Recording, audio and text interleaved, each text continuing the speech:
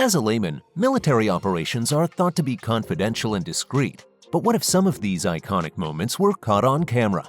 It is thrilling to witness the armed forces at work and get a sneak peek into their daily lives. QuickSync is a Joint Capability Technology Demonstration (JCTD) that rapidly integrates and demonstrates Department of the Air Force technology. This technology is responsible for creating low-cost, air-delivered surface vessel defeat capability for combatants. Usually, the U.S. Air Force uses traditional torpedoes to sink ships, but recently they have come up with an advanced and lethal weapon to assist warfighters. The new weapon is known as GBU-31, Joint Direct Attack Munition, or JDAM. On May 3, 2022, this latest weapon was tested during a demonstration in the Gulf of Mexico. What happened on May 3rd was that a modified 2,000-pound JDAM precision-guided bomb was launched from an F-15E Strike Eagle onto a full-scale ship in the Gulf of Mexico. The missile successfully sank the vessel in a matter of seconds. You can see the rocket making its way to the ship and immediately splitting it in two, which sends a huge splash of water flying all around. Within seconds, nothing can be seen of the ship. The motive behind exploring this alternative was to find a way around torpedoes, which use submarines to sink enemy ships. Torpedoes are an excellent medium to sink large ships, but they are expensive and have high maintenance costs. With JDAM, the anti-ship lethality can be achieved by air-launched missiles that cost much less. On June 18, 2019, the U.S. Coast Guard was involved in a high-speed chase after a suspected narco submarine in the eastern Pacific Ocean.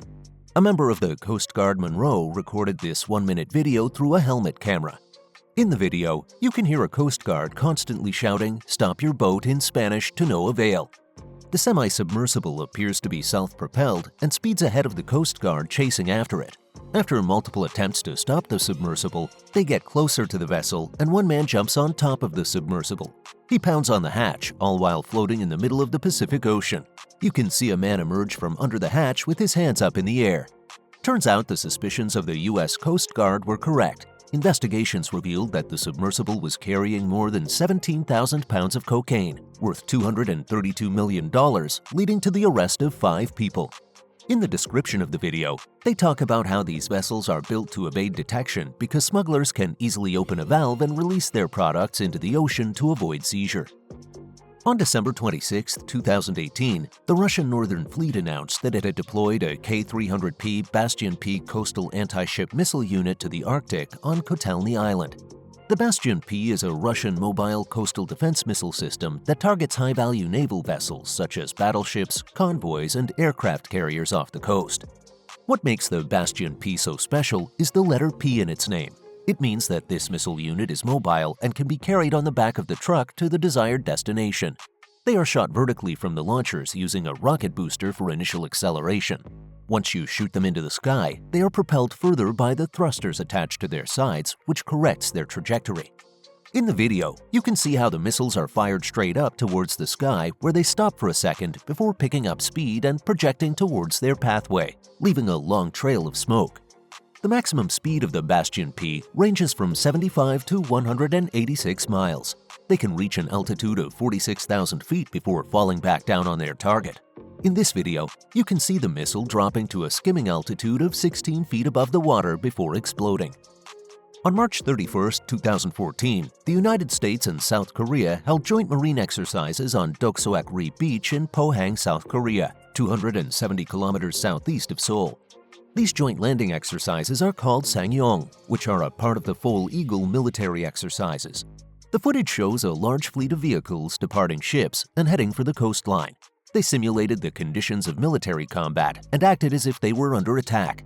Before reaching the coast, the ships activated smoke screens that were supposed to protect the ships from enemy fire. These exercises assist in boosting the maritime operations of fleets by attempting amphibious landings in case of a war. It also builds a level of trust and partnership between allies such as the US and South Korea. Luckily, the incredible moments from that day were captured and saved for us to witness one of the greatest and most feared combat strategies in today's world. On August 26, 2021, a Mexican Navy Mi-17 HIP utility helicopter took off from the central Mexican state of Hidalgo and crashed shortly afterwards. The aircraft was carrying 20 people when it crashed in the small coastal town of Agua Blanca, Mexico. Among the notable personnel on board was the Minister of the Interior of the state of Veracruz. The motive of the journey was to analyze the damage inflicted by Hurricane Grace. In the video, you can see that immediately after taking off, the helicopter begins to rotate on its axis. Eventually, it settles on the ground as a result of an emergency landing. The helicopter would have survived this rough landing, but just as it touched the ground, a vehicle drove underneath it and was struck. As a result, the helicopter rolled on its side and disintegrated after its main motor was damaged. Despite investigations, no cause of the crash was reported.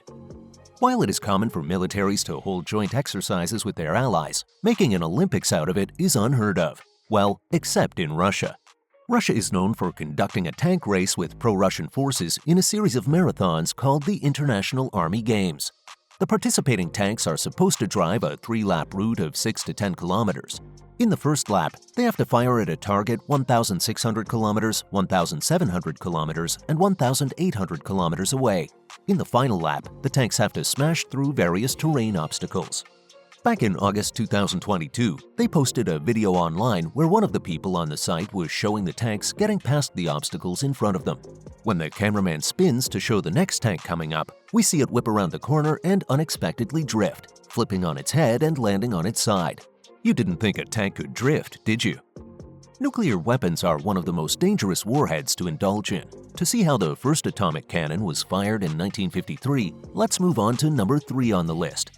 Nuclear weapons are a relatively new addition to the range of artillery used by countries during wartime. The first atomic cannon was tested on May 25, 1953 at the Nevada test site. The M65 280mm motorized heavy gun, also known as the atomic cannon, was the only cannon to fire a nuclear projectile up till today. The weight of the gun and carriage was around 47 tons, with the length of the carriage being almost 12 meters. Officially, the maximum range of the 280mm gun was 20 miles, hitting within 20 yards or less of the desired target. This footage shows the detonation of a car using a nuclear projectile and the complete annihilation of the target.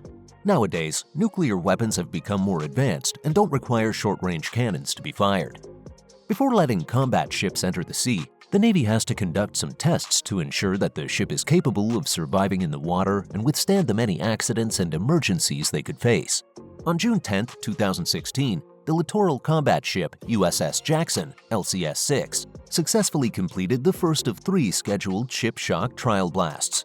The Navy explains these tests as demonstrations which analyze the ship's ability to withstand the effects of underwater explosions in the vicinity and retain their original strength. This is done by detonating a 10,000-pound explosive charge in the water close to the ship and measuring how the combat ship took the blast. You can see the incredible burst of water off the coast of Florida. In this case, the ship did exceptionally well and passed all 3 tests done on it with flying colors. On August 8, 2021, the Navy conducted similar tests on the USS Gerald R. Ford, CVN-78, off the coast of Jacksonville, Florida. The series of tests were performed over 4 months, and 40,000-pound underwater blasts were detonated progressively closer to the ship. In the 30-second video, you can witness the incredible and durability strength of the battleship under extreme stress. If you found this video interesting, leave a comment and remember to watch more of our informative videos.